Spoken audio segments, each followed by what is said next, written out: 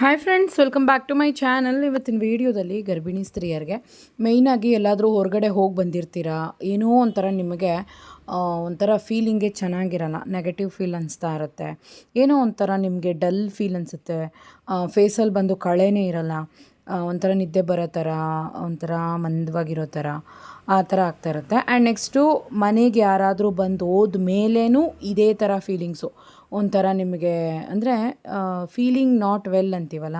So ಅಂದರೆ ಯಾಕೆ ಇದನ್ನು ಹೇಳ್ತಿದ್ದೀನಿ ಅಂದರೆ, ಕೆಲವ್ರಿಗೆ ಏನಾಗುತ್ತೆ ಅಂದರೆ, ಯಾರನ್ನಾದರೂ ಪ್ರೆಗ್ನೆನ್ಸಿಯಲ್ಲಿ ನೋಡುವಾಗ ನನ್ನ ಮಗಳು ಇನ್ನೂ ಪ್ರೆಗ್ನೆಂಟ್ ಆಗಿಲ್ವಲ್ಲ, ಇಲ್ಲ ನನ್ನ ಸೊಸೆ ಇನ್ನೂ ಪ್ರೆಗ್ನೆಂಟ್ ಆಗಿಲ್ವಲ್ಲ, ಇವಳು ಇಷ್ಟು ಬೇಗ ಪ್ರೆಗ್ನೆಂಟ್ ಆದ್ಲಲ್ಲ ಅನ್ನೋ ಥರ ಭಾವನೆಯಿಂದ ನೋಡ್ತಾರೆ. ಕೆಲವ್ರು ನೋಡಿ ಇವಳು ಎಷ್ಟು ಚೆನ್ನಾಗಿ ಕಾಣಿಸ್ತಾ ಇದ್ದಾಳೆ ಪ್ರೆಗ್ನೆಂಟ್ ಆದಮೇಲೆ ಅಂತ ನೋಡ್ತಾರೆ, ಮತ್ತು ಇವ್ರು ಹೊಟ್ಟೆ ನೋಡು ಎಷ್ಟು ದಪ್ಪ ಇದೆ ಅನ್ನೋ ಥರ ಅಂದ್ಕೋತಾರೆ. ಕೆಲವರು ಇವಳು ನೋಡಿ ಹೇಗಿದ್ದಾಳೆ, ಎಷ್ಟು ಚೆನ್ನಾಗಿದ್ದಾರೆ, ಇವ್ರಿಗೆ ಎಲ್ಲ ಥರ ಒಳ್ಳೇದು ಸಿಗ್ತಾ ಇದೆ, ಎಲ್ಲ ವೆಲ್ತ್ ಇವ್ರಿಗಿದೆ, ನಮಗಿನ್ನೂ ಆಗಲಿಲ್ವಲ್ಲ ಅನ್ನೋ ಥರ. ಸೊ ನೆಗೆಟಿವ್ ಅವ್ರ ಲೈಫಲ್ಲಿ ನಡೀತಾ ಇರೋವಂತಹ ಒಂದು ನೆಗೆಟಿವ್ ವಿಷಯಗಳನ್ನು ಇಟ್ಟು ನಿಮ್ಮ ಮೇಲೆ ಒಂದು ರೀತಿ ದೃಷ್ಟಿಯನ್ನು ಇಡುವಂಥದ್ದು.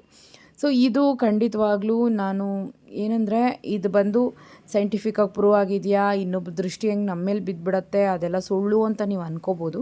ಖಂಡಿತವಾಗ್ಲೂ ಇದು ತಿಳಿದಿರೋರು ನಿಜವಾಗ್ಲೂ ಕೇಳಿ ನೋಡಿ, ಅಷ್ಟು ನಿಜ ಇದು.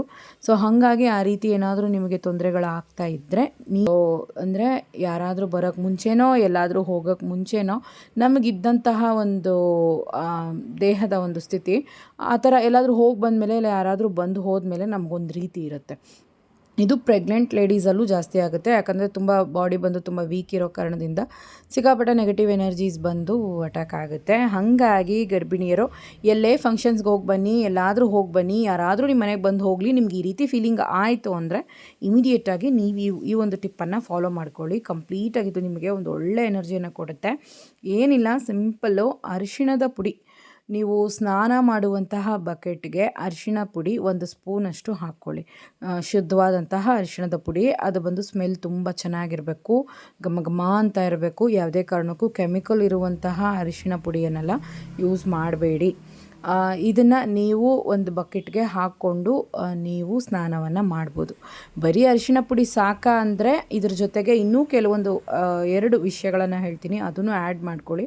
ಅರಿಶಿಣ ಪುಡಿ ಸಾಮಾನ್ಯವಾಗಿ ನಮಗೆ ಒಂದು ರೀತಿ ಆ್ಯಂಟಿಬಯೋಟಿಕ್ ಕೆಲಸ ಮಾಡೋದ್ರ ಜೊತೆಗೆ ನಮ್ಮ ಬಾಡಿಗೆ ಅಟ್ಯಾಕ್ ಆಗಿರುವಂತಹ ಕೆಲವೊಂದು ಎನರ್ಜೀಸ್, ನೆಗೆಟಿವ್ ಎನರ್ಜೀಸನ್ನು ಬಂದು ರಿಮೂವ್ ಮಾಡೋದಕ್ಕೆ, ನಮ್ಮ ಆರವನ್ನು ಶುದ್ಧಿ ಮಾಡೋದಕ್ಕೆ ಹೆಲ್ಪ್ ಮಾಡುತ್ತೆ. ನೆಕ್ಸ್ಟು 1 ಸ್ಪೂನಷ್ಟು ಕಲ್ಲು ಉಪ್ಪು, ಪುಡಿ ಉಪ್ಪು ಬೇಡ, ಕಲ್ಲುಪ್ಪೇ ಆಗಿರಬೇಕು, ಬಿಸಿ ನೀರಾಗಿರಲಿ, ಜಾಸ್ತಿ ತಣ್ಣಗೂ ಬೇಡ, ಜಾಸ್ತಿ ಬಿಸಿನೂ ಬೇಡ, ಆ ಒಂದು ಲೆವೆಲ್ಗೆ ನಿಮಗೆ ತಡೆಯುವಂತಹ ಬಿಸಿ, ಅದರಲ್ಲಿ 1 ಸ್ಪೂನ್ ಅರಿಶಿನ ಪುಡಿ, 1 ಸ್ಪೂನ್ ಉಪ್ಪನ್ನು ಹಾಕಿ.